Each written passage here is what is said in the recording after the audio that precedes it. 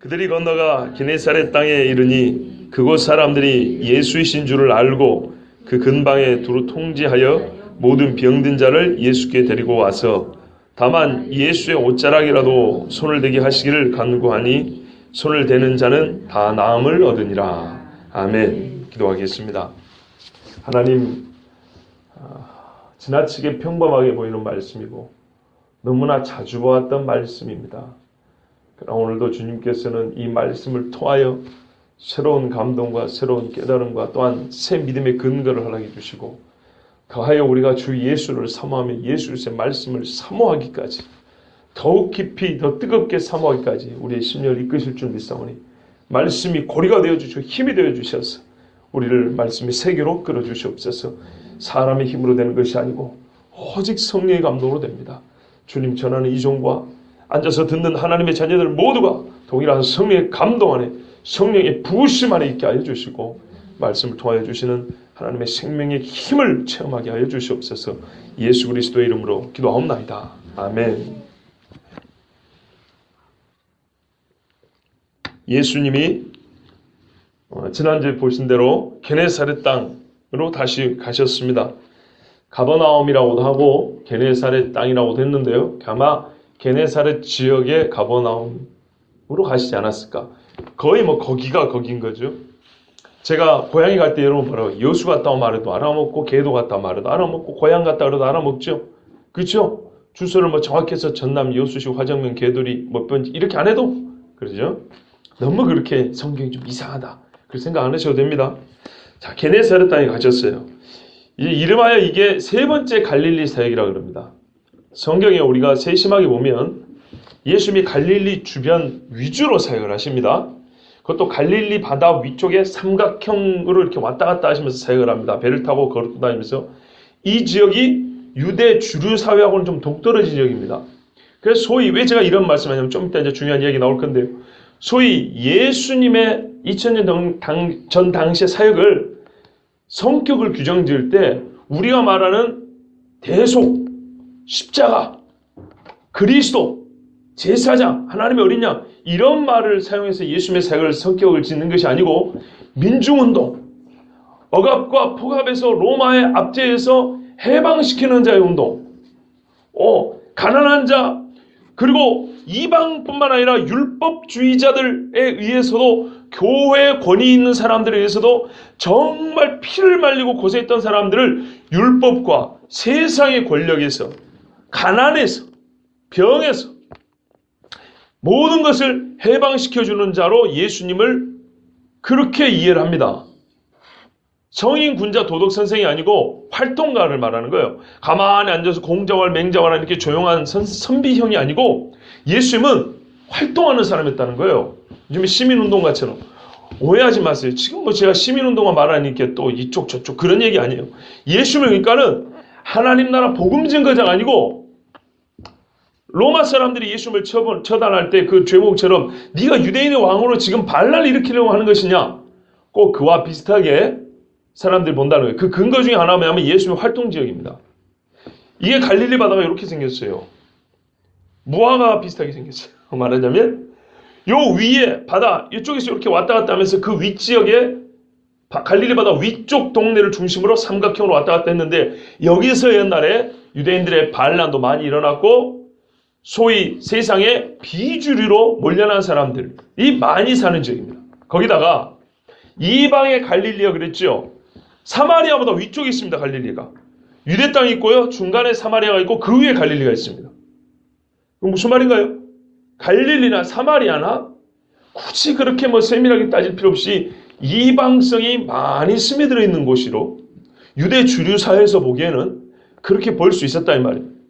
그 지역에서 예수님을 사역을 했기 때문에 사람들이 예수님은 가난하고 병들고 못 배우고 사회 주류에서 벗어난 사람들, 끼지 못한 사람들, 거기다 로마의 폭압과 교권주의자들에게 세금 내라, 율법주의적으로 막 수백 가지 만들었고 손 씻어라, 곡식도 못 벗겨 먹지 말라, 별의별 아주 고난을 당한 사람들을 해방시키러 예수님은 꼭 그 사람들 사는 지역에 왔다. 거기서 활동했다 이렇게 말합니다. 일단은 이렇게 주장하는 사람이 있다는 건 아시고요. 말씀을 보겠습니다. 자, 그 지역에서 예수님이 크게 성경의 기록을 보면 크게 세 덩어리로 예수님의 그 갈릴리 사역을 기록을 남겨놨는데요.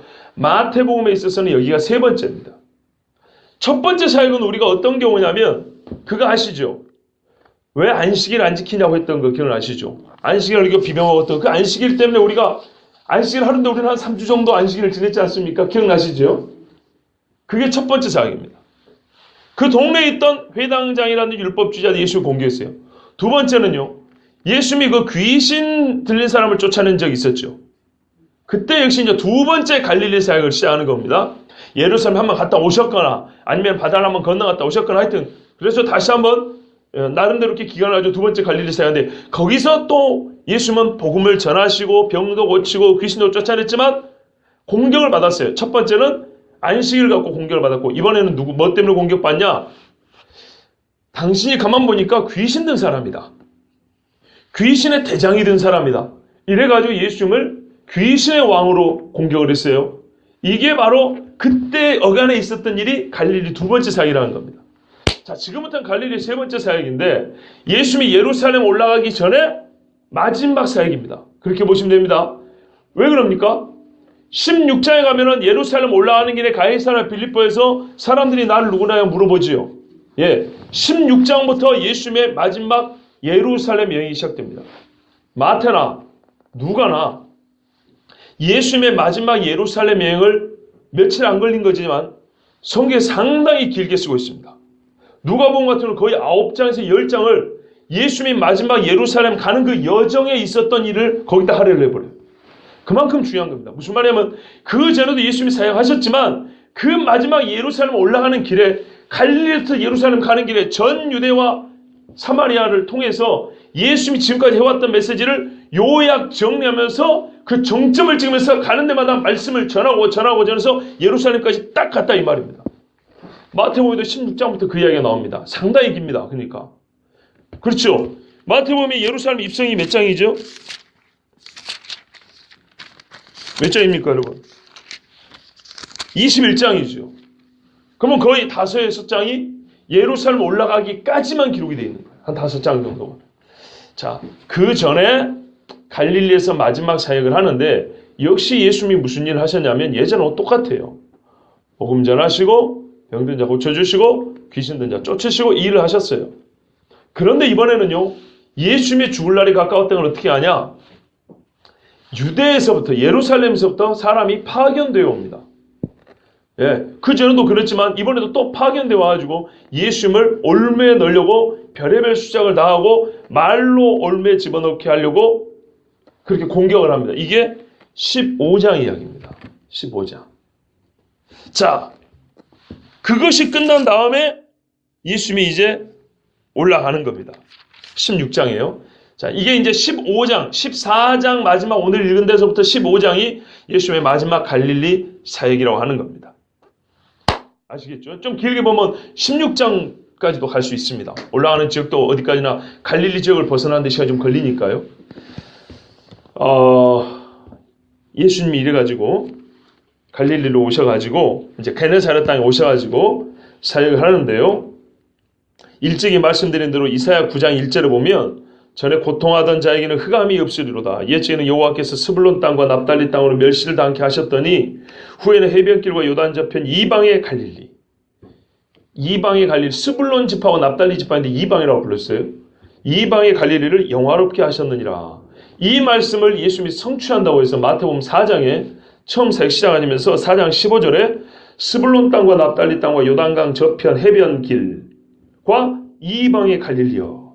흑암에 앉은 백성이 큰 빛을 보았고 사망의 땅과 그늘에 앉은 자들에게 빛이 비추었도다 하였느니라. 이사야 말씀을 본인이 이루러 왔다고 하면서 거기서부터 복음을 증거한 거예요. 아까 말씀드린 소위 현대 비평학자들처럼 민중 권리 운동하려는 게 아니고 이사야의 말씀을 성취하러 오신 거예요. 물론 왜 거기서부터 성취하냐? 뭐라고 불림을 받고 이방의 갈릴리라고 불렀다고요. 스불론과 납달리 지파입니다. 같은 이스라엘 12지파인데 옛날 이쪽이 북이스라엘 지역이란 말이에요. 영적으로 남쪽 유다 사람들에게 뭐랄까요? 부정하다고 여겨지는 사람들이란 말이에요. 이해되시죠? 바로 거기서부터 주님은 복음 증거를 시작하셨어요. 스스로 깨끗하다, 정결하다 한 사람이 아니고요. 자, 그래서 그런 건데 이걸 읽지 못하고 순전히 사회학적으로 읽는 겁니다. 정치, 경제 구조로만 읽는 겁니다, 성경을.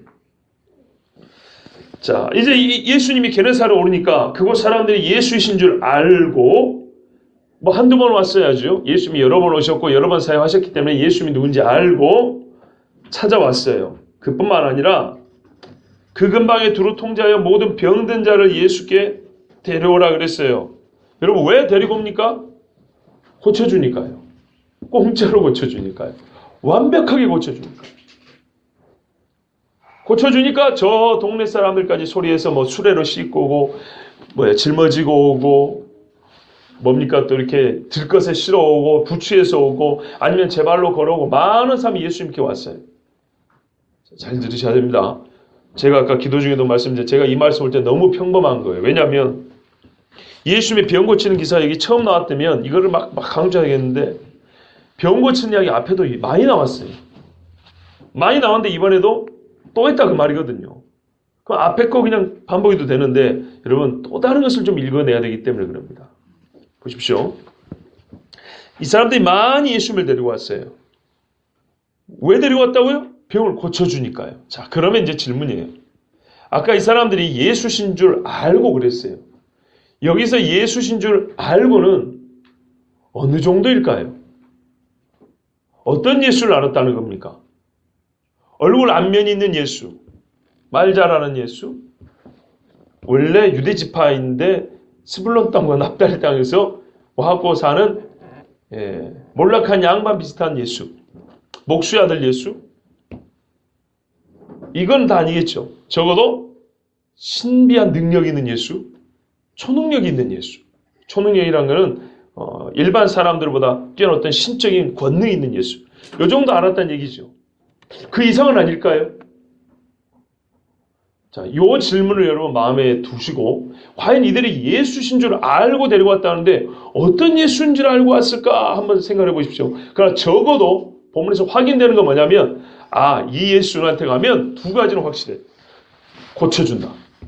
두 번째는 고쳐주되 막 생색내면서 돈을 바가지로 받으면서 고쳐준 게 아니라 공짜로 고쳐준다. 이 말은 사랑하여서 우리를 고쳐준다. 그죠? 우리를 예수는 매우 사랑한다.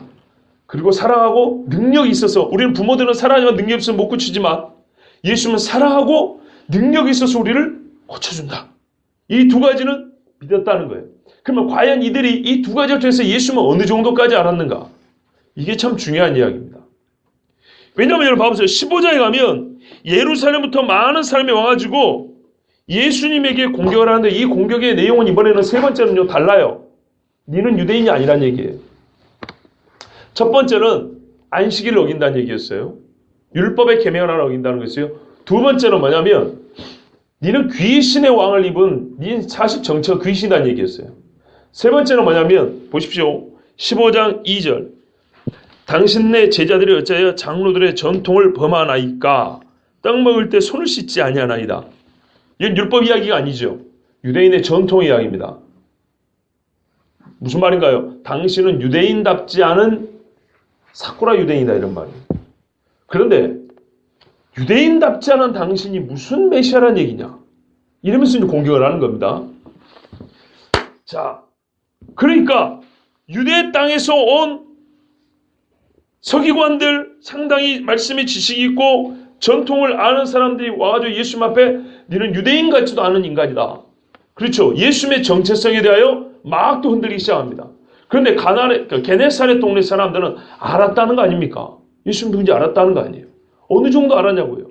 그 많이 배운 사람들은 예수님은 유대인도 아니라고 말하는데, 이 변방의 끄트머리 사는 사람들은 어떤 예수를 아느냐 이 말이죠.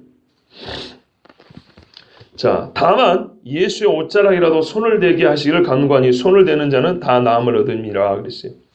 병자들을 데려와서 예수님의 옷자락에 손을 대게 해주시라고 간구했어요. 여러분, 여기서 옷자락은요 번역이 좀 잘못됐습니다.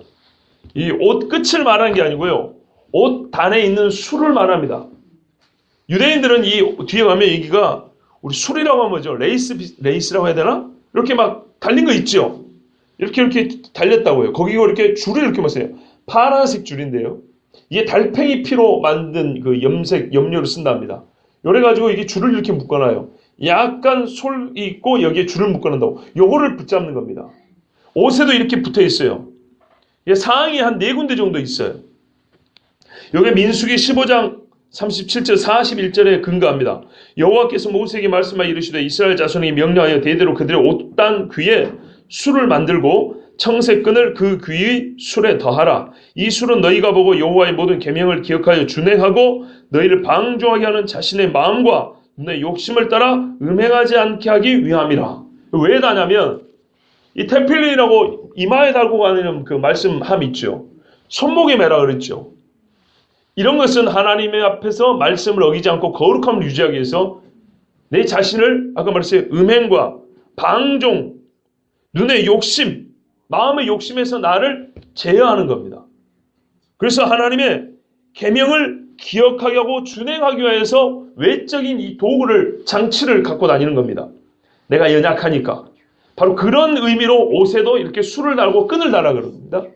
이게 이제 신명기에도 보면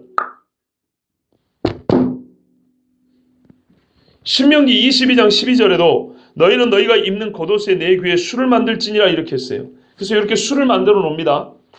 오늘 본문이 말하는 게 뭐냐면 이 사람들이 예수님의 이 술을 좀 만지게 해달라는 말이에요. 근데 예수님이 손을 대는 자는 다 나음을 얻으니라 한 걸 볼 때 예수님이 어떻게 해요? 이거를 만지라고 해준 거예요. 그렇죠? 예수님이 병을 고쳐주는데 어떤 방법을 사용하셨어요? 이 술을 만지는 방법을 사용했어요.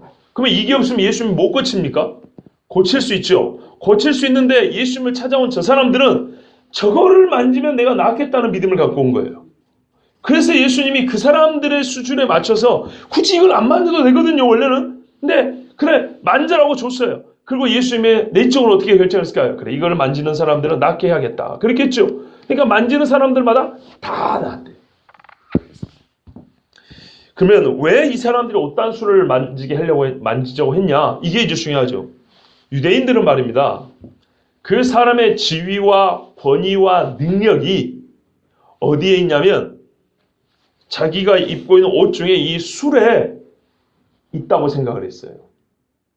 이게 다른 동네 사람들 옷하고 다르거든요. 이게 유대인들의 의복의 특징이고 이것은 민수기에서는 하나님의 계명을 지킨다 그랬죠. 하나님의 계명을 지킨다는 것은 하나님과 마음이 합하다는 거죠. 하나님과 마음이 합한 사람에는 하나님이 뭐예요? 능력을 주시고 함께 하실 거 아닙니까? 그 함께하는 증거가 여기 있다고 생각을 한 거예요. 옷술에 있다고. 왜요? 이 옷술을 왜 졌냐면 네가 계명을 기억하고 준행하게 하기 위함이라 그랬잖아요. 죄를 짓지 않고 계명을 지키게 하기 위하여 옷술을 만들라 그랬죠. 그렇기 때문에 이 사람이 이 옷술을 만든 사람이 하나님의 계명을 진짜로 지켜 살면 하나님이 그를 기뻐하여 그에게 능력도 주고 그와 함께 할 거 아닙니까? 그러면 그와 함께 한다는 그 증거가 어디서 나타나냐? 바로 이 옷술에 나타난다 이 말입니다.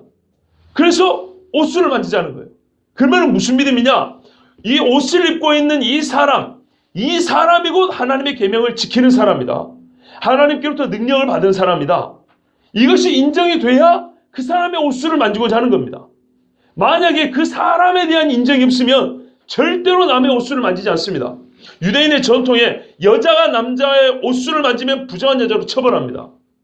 이게 바로 혈루병 걸린 여자가 얼마나 큰 모험을 했는지 우리가 알 수 있는 거예요. 유대인의 전통에 따르면 이 여자는요, 제가 정확히는 모르지만 아마 돌팔매질을 당했을지 몰라요. 여자가 남자 옷에 손을 못 대게 되어 있습니다. 그런데 이 여자는 남자 옷인 예수님의 옷술에 만진 거예요. 그 술을 딱 잡은 거예요. 그 예수님이 능력이 딱 나온 거죠. 그럼 이 여자는 무슨 생각으로? 아, 저 예수는 하나님의 사람이다. 하나님의 능력이 저와 함께한다. 그러면 그걸 어떻게 해요? 대놓고는 이 사람들 앞에서 말을 못하겠고 그 능력은 유대인의 전통의 사고방식이에요. 옷술에 있다. 그럼 내가 저를 만져야겠다. 만진 거예요. 옷술 자체가 능력이 아니고 그 옷을 입은 사람에게 하나님이 능력을 주시고 그 능력이 옷술을 통하여 나타난다고 생각했기 때문에 옷술을 만진 겁니다. 그러면 이 게네사렛 사람들 혹은 그 지역의 사람들이 혈루병 걸린 여자만큼의 믿음이 있었을까요? 왜냐하면 왜 제가 이런 질문을 하면 예수님이 혈루병 걸린 여인에는 여러분 9장 마태복음 9장이 뭐라냐면 따라 평안히 가라 네 믿음이 너를 구원하였느니라고 그랬거든요. 분명히 믿음이 구원했다고 해서 이 여자는 믿음을 칭찬해 줬어요. 그러면 똑같이 병들어 살겠다고 예수님의 옷수를 만진 이 게네사렛 사람들, 혈루병 걸린 여자와 같은 믿음이 있다고 봐야 논리적이지 않습니까? 밀자면 그렇지. 그렇잖아. 아주 이뻐요. 요새 그냥 예배를 잘 나오니까 얼마나 이쁜지 몰라. 진짜입니다. 제가 옛날에 청년부 다닐 때 우리 담임 목사님이 그랬어요. 그때 50대 초반이었던 목사님이 불란석으로 머리고 옛날 말로 발라봐야 소용없어요. 성령이 있어야 사람이 그냥 비친다 그랬어요. 주여, 그 생각이 납니다. 자, 그렇다면 과연 이 갈릴리 사람들은 예수님을 단순한 초능력자로 봤느냐, 아니면은 열두의 혈증을 앓고도 예수님의 옷단수를 만지고 믿음이 너를 구원했다고 칭찬받은 그 여자와 같이 예수님에 대한 믿음을 가졌냐. 적어도 혈루병 걸린 여인의 믿음이 뭐라고 예수님이 하나하나 설명은 안 해줬지만 예수님이 칭찬하는 믿음은 별로 없잖아요. 성경 기록상. 그래 봤을 때 칭찬하는 믿음, 혈루병 걸렸던 여자와 같은 정도의 믿음을 가진 사람들 아니겠느냐, 이렇게 우리가 질문할 수 있는데요. 저는 이 문제에 대해서 여러분 아니라고 봅니다. 왜 그러냐면요, 여러분도 아마 저하고 비슷한 생각이신 것 같아요. 아마 사람이 많으니까 그 중에 아닌 사람도 많았겠지 뭐 확률로 밀고 가시는지 모르지만, 왜 아니라고 보냐면 아까 말씀드린 대로 15장에 예루살렘에서 보낸 사람들과 예수님이 논쟁을 합니다. 그런 다음에 예수님이 21절에 보시면 두로와 시돈 이방 땅으로 진짜 가십니다. 그렇죠.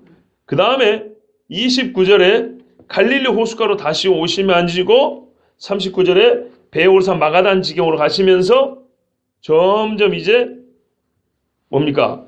그 마지막 갈릴리 사역을 마지막 마무리하시고 16장 20절 이후부터는 이제 진짜로 예루살렘에 올라가는 그런 여정이 나옵니다. 그런데 이 가시는 길에, 즉 갈릴리 여정 중이면서도 마지막 사역 끄트머리쯤에 예수님이 물어봅니다. 제자들에게 사람들이 나를 보고 누구라고 하더냐, 이렇게 물어봅니다.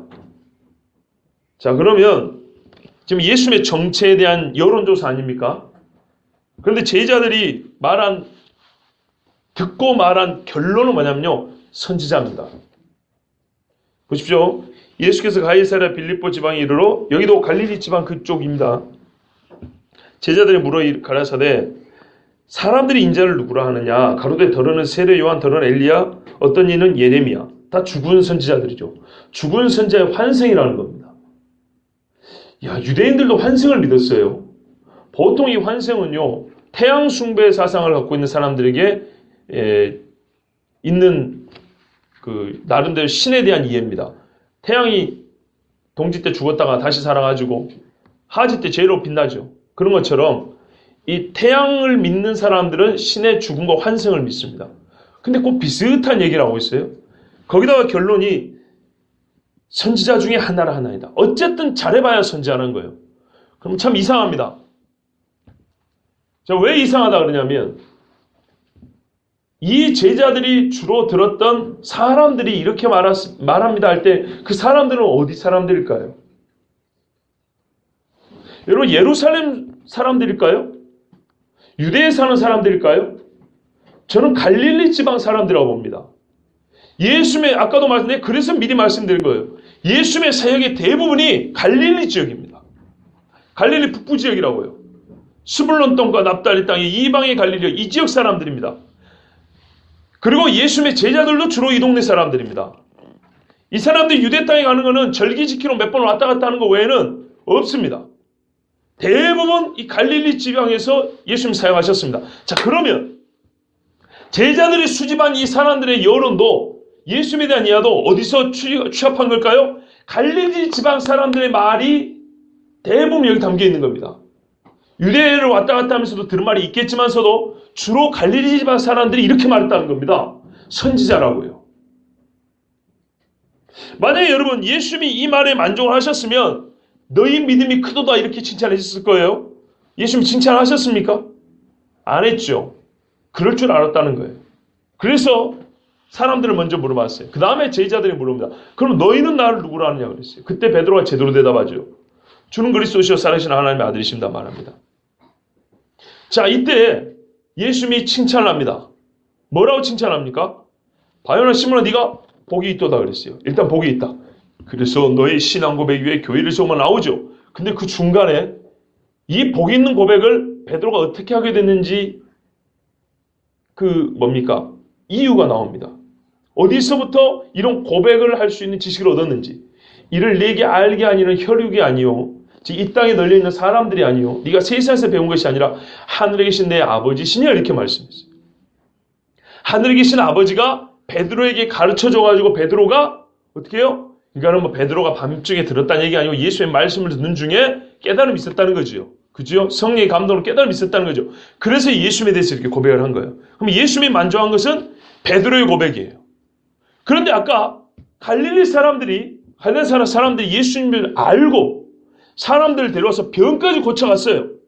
병까지 고쳐갔는데 그들이 아는 예수님은 베드로가 아는 예수님과 같은 정상인데요. 그들은 어떤 예수를 말했다고요? 선지자 예수를 말했다고요.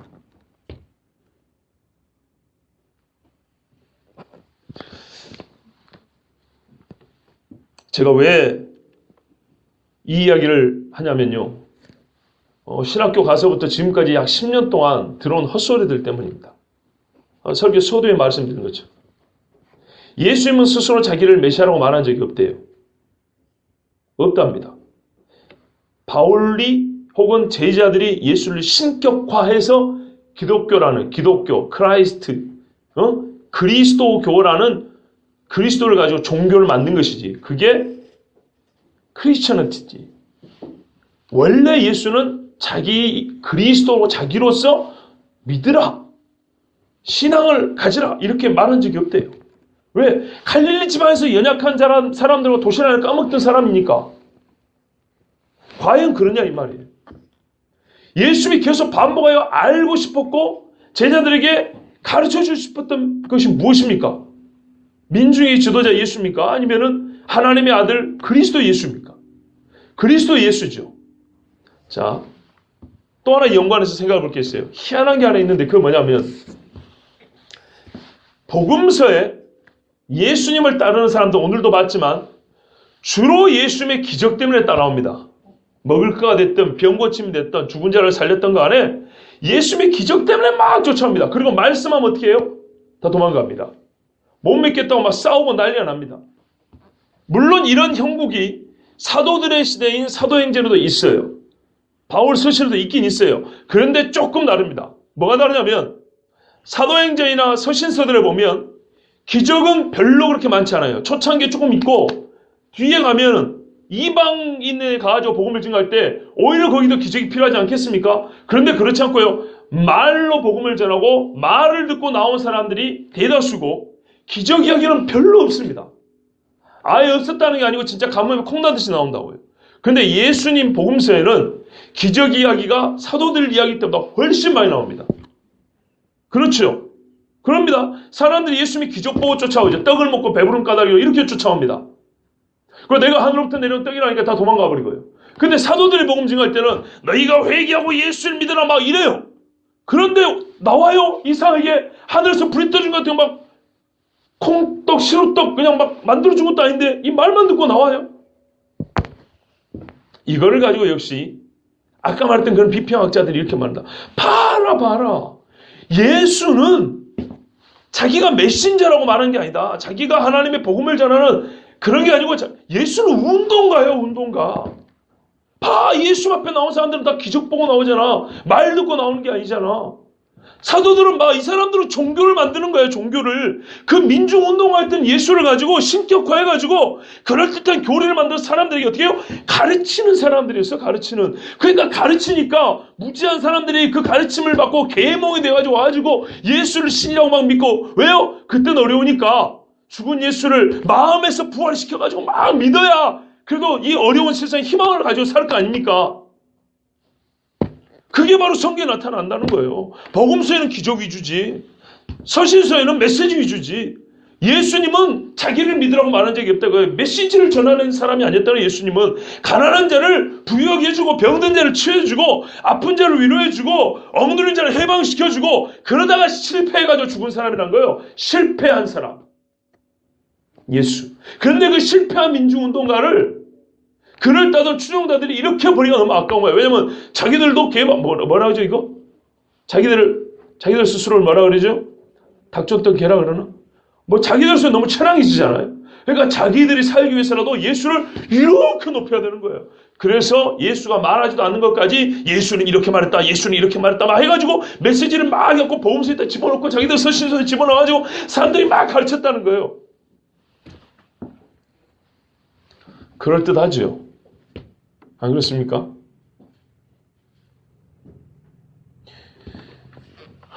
주여.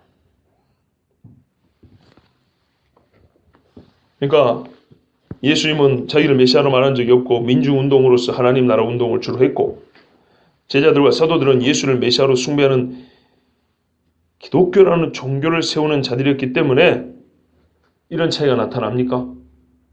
그래서 지금 이 갈릴리 사람들이 예수님한테서 떡도 얻어먹고 병도 고침받고도 예수를 기껏해야 선지자 정도로 말하는 겁니까? 이 사람들이 정말 모르는 게 하나 있어요. 갈릴리 사람들도 모르는 게 하나 있고요. 이 비평하는 사람들도 모르는 게 하나 있어요. 그리고 그들이 공의 또한 체험하지 못한 게 있어요. 그게 뭔지 아십니까? 성령의 기름 부으심입니다. 성령을 모르니까 이런 해석이 나오는 거예요. 아까 보십시오. 답이 있다고 그랬죠. 갈릴리 사람들은 주님이 주는 떡은 먹었지만 떡 주는 이가 누군지 아는 눈은 없습니다. 떡을 먹었다고 떡 주는 이가 누군지 아는 눈을 가질 수 있는 건 아니에요. 병을 고침을 받았지만 나를 병 고쳐주는 사람이 와 대단한 능력이 있다는 얘기는 누구든지 알 수 있어도 병 고쳐진 저희가 누군가에 대해서는 성령이 그 눈을 열어주자면 전혀 말할 수 없는 겁니다. 베드로에게 예수님이 뭐라고 했어요? 네가 고백이 다르구나. 베드로가 뭐 병이 낫고 병 고침을 받았습니까? 베드로 그런 적 없습니다. 근데 베드로 네가 지금 이렇게 바른 고백하는 이유는 뭐라고요? 하늘에 계신 내 아버지가 너에게 가르쳐줬기 때문이라고 그랬어요. 2차입니다. 왜 예수님의 메시지는 안 전했어요? 메시지 정했죠. 예수님이 기적됐죠. 근데 왜 사람들은 현상만 보고 쫓아갑니까? 성령의 감동을 못 받았기 때문이에요.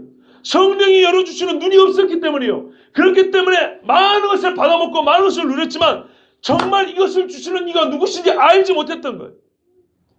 광야에 40년 동안에 얼마나 많은 사람이 죽었습니까? 왜요? 저 불기둥과 구름기둥을 보고도 산에서 불이 붙는 그 신의 산에서 계명을 주신 이가 누군지 하나님을 아직 알지 못해요. 그래서 그 사람들은 거기서 죽었습니다. 그런데 오순절 성령 강림 이유를 보세요. 그죠? 내가 내 영을 만민에게 부어주리니 성령이 부을 받으니까 어떻게 해요? 제자들도 그때 눈이 달라지죠. 그죠? 예. 참 아이고 주여 한도 끝도 없어요. 이 잘났다고 말하는 사람들도 뭐 나는 도대체 그 사람들은 왜 신학자를 되는지 모르겠어요. 성령의 감동을 받고 주는 이와 받는 자에게는 성령의 체험이 있으면 어떻게 됩니까? 눈이 열립니다. 우리가 소위 말하는 영해한답시고 막 영적으로 푼다고 막 그러자는 게 아니에요.